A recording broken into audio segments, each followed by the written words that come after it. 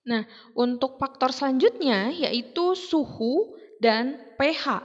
Lihat di sini, suhu ketika semakin tinggi suhu, ya, suhu ini dapat merusak struktur enzim. Kenapa merusak? Karena masih ingat di karakteristik enzim, enzim itu struktur dominannya adalah protein dan protein ini rusak oleh suhu yang tinggi. Maka suhu yang tinggi ini menyebabkan enzim rusak.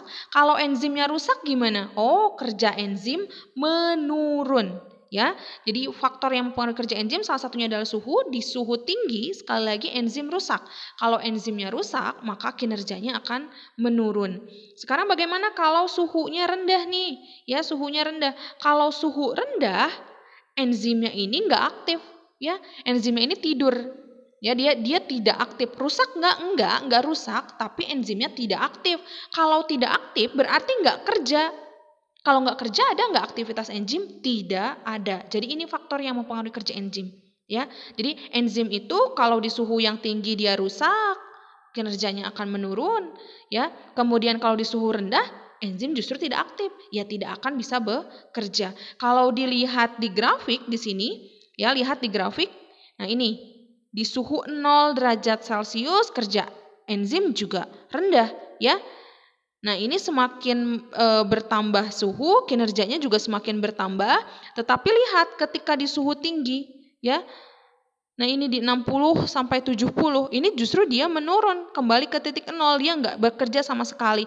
Di mana titik aktivitas enzim yang paling maksimum?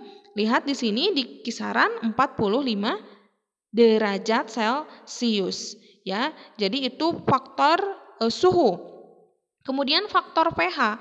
Di faktor pH ini, pH itu kalau sangat, ya, ada syarat. Sangat asam, sangat basa akan menurunkan kecepatan kerja enzim.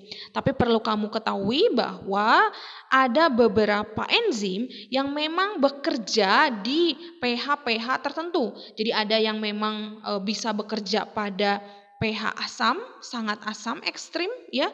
Ada pada basa yang sangat ekstrim. Jadi macam-macam. Rata-rata untuk pH, ya, untuk pH itu di kisaran 4 sampai dengan 5.